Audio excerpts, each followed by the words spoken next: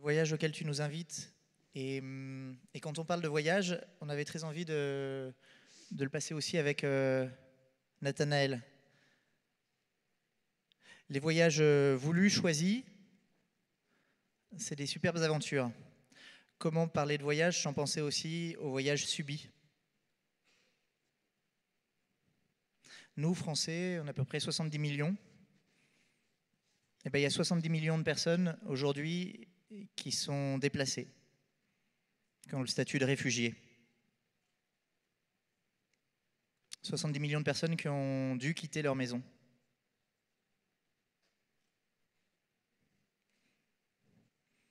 Et Nathanaël, il y a 6 ans, il a décidé, en tant qu'entrepreneur social, qui depuis a été reconnu à Chocafello par ce grand réseau d'entrepreneurs sociaux, de créer Singa pour accompagner l'accueil de ces réfugiés et pas en faire juste des déplacés, mais des porteurs de talent. Pour les accueillir avec toutes les richesses qu'ils portent, qu'elles portent. Et aujourd'hui, avec Yobi, il est en train de démontrer que ça peut être, en plus de concitoyens, des ressources essentielles pour les entreprises de nos territoires. Nathanaël, il avait prévu de venir et son fils a eu la varicelle. Et il a fait le choix de prendre soin de la planète en prenant soin de soi, d'abord des siens. Sa femme a la grippe, elle est entrepreneur aussi, elle lance un événement samedi, ce sera le premier de son entreprise. Et ça ne va pas de soi de faire le choix de prendre soin de nos plus proches. Souvent, moi le premier, nos amis entrepreneurs, on est des fonceurs et on oublie un petit peu ceux qui sont à la maison. Donc merci Nathanaël d'avoir fait ce choix-là. Et à travers mes mots, c'est aussi lui qui parle. Ce voyage... Du coup, je pose le micro de Nathanaël. Le voyage continue avec Lucille. Bienvenue Lucille qui va nous raconter comment est-ce que d'une carrière bien installée de médecin, eh ben, tu t'es aventuré vers une plante ancestrale et tu as pu redécouvrir les secrets qu'on avait oubliés. Bienvenue Lucille.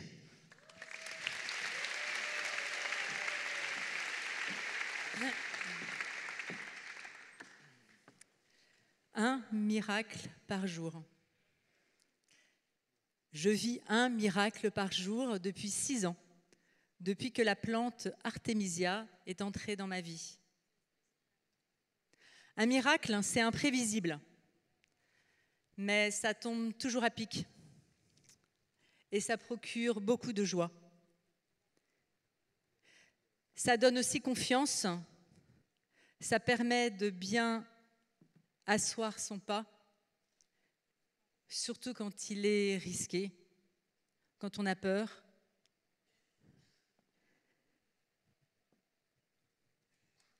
Cette confiance, elle vient de très loin.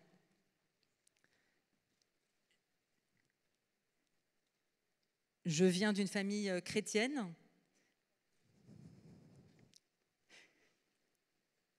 Depuis toujours, je sens que je suis habitée par un autre.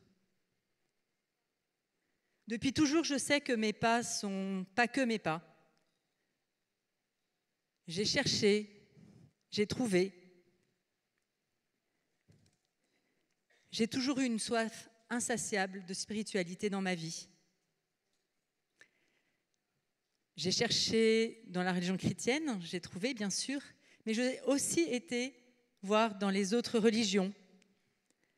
J'ai adoré lire le livre de Satish.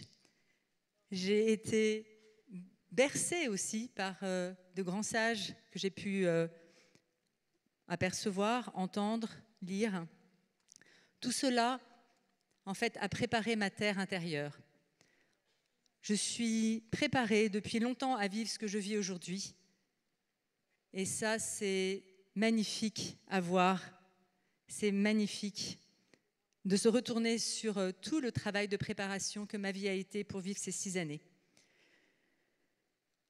Nous avons eu des enfants, ils ont été très malades. Ils ont eu des allergies alimentaires graves.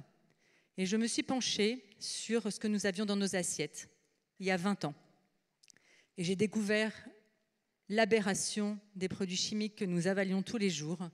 Et j'ai été révoltée. Une énorme colère est montée en moi. Je suis remontée de l'alimentation jusqu'à l'agriculture. J'ai lu, j'ai vu les élevages. Une énorme colère est montée. Mais à part manger bio, je ne voyais pas trop comment faire.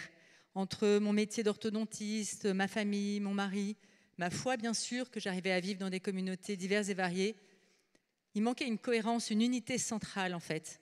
Et là, miracle, j'ai rencontré Pierre Rabhi. Et Pierre m'a bouleversée. Il a permis, en fait, que nous prenions conscience de l'importance de cette cohérence. Et avec mon mari, nous avons décidé d'habiter à la campagne, de cultiver un potager, de planter des arbres fruitiers, d'avoir des poules. Et c'était à peu près en même temps que Charles Hervé Gruyé commençait son potager à la ferme du Bec-et-Loing. Le nôtre est resté très familial, contrairement au leur.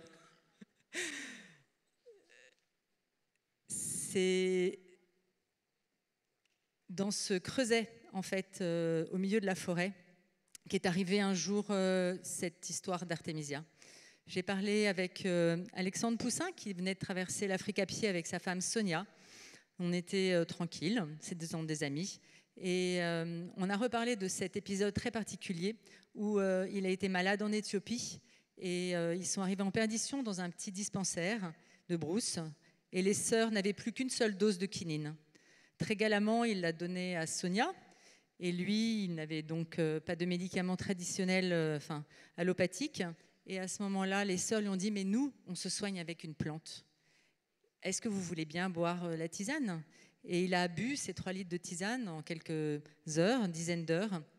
Et à sa très, très grande surprise, en 48 heures, il a été guéri de ce neuropaludisme. C'était incroyable pour mes oreilles d'entendre qu'une tisane pouvait guérir d'une maladie aussi grave. Cette nouvelle est descendue en moi et une espèce de colère, en fait, est encore montée en me disant « Mais comment est-ce possible ?» Et scientifique que je suis, j'ai commencé à faire la bibliographie, ça s'appelle, donc de collecter les articles médicaux qui parlent de cette plante. Et en fait, c'est une plante hyper connue. C'est une plante chinoise dont on tire un principe actif breveté et on en fait les médicaments antipalus. Mais une tisane de cette plante peut guérir véritablement. Donc, avec Alexandre, on s'est dit, allez, chiche, on monte une association et on aide l'Afrique à cultiver cette plante. Et parallèlement, j'ai commencé de mon côté à rencontrer les différents médecins ou chimistes ou biologistes qui travaillent sur cette plante dans le monde. Pendant 1 an, j'ai travaillé comme ça à collecter les données. Et au bout d'1 an, je me suis dit, bon, maintenant, il faut commencer. Et là, miracle. Miracle, j'ai rencontré le professeur Guy Merget, qui est le responsable de la chaire d'agronomie tropicale de Jean Blou. Et je lui ai fait rencontrer les différents acteurs du Sénégal qui avaient déjà qui avaient déjà travaillé sur la plante. Et là, les choses ont matché. C'est-à-dire que les bonnes semences, en fait, adaptées à l'Afrique que Guy Merget était en train de sélectionner, en fait, allaient pouvoir être plantées par cette entreprise sociale qu'est le Relais, donc à Thiès, au Sénégal. Ça a été fait, nous l'avons financé. Notre petite association a commencé à financer des essais de culture comme ça dans pas mal de pays. Et là, les miracles se sont enchaînés à une vitesse de plus en plus vertigineuse. J'y croyais même pas moi-même. Et ces miracles ont permis en fait la constitution de 40 maisons de l'Artémisia. Donc c'est lieux où on produit, c'est lieux où on fait des études et c'est lieux aussi où on distribue l'Artémisia et on aide les populations à la cultiver. Parallèlement, toutes ces responsables de maisons de l'Artémisia ont été trouvés par cette éthique commune qui nous pousse. C'est un vaste réseau, en fait, horizontal. Grâce aux réseaux sociaux, une super bonne idée d'un coin de l'Afrique arrive en 1 seconde dans toute l'Afrique. C'est d'une puissance absolument incroyable. Et les médecins en fait qui se sont penchés sur cette question des irréductibles, j'allais dire les incorruptibles. En fait, on s'est mis tous ensemble. Moi, j'ai cherché beaucoup d'argent et on a décidé, on fait les études cliniques qui nous manquent aux normes internationales qui prouvent que cette plante existe. Et le docteur Jérôme Munyangui a failli laisser sa vie. On a tenté à sa vie au milieu des études. C'est raconté dans Malaria Business, un documentaire qui a été fait sur notre histoire, et puis dans mon livre Artemisia. Et ces études, on en a fait 6. La première a été publiée hier. C'est une immense, immense victoire de publier une... Merci. Merci. Voilà, c'est un espoir pour des millions de personnes, en fait, qu'une plante qu'on peut vraiment cultiver chez soi. Nous, notre but, notre mission, c'est que dans chaque maison en Afrique, il y ait une plante d'Artemisia. Je vous remercie infiniment.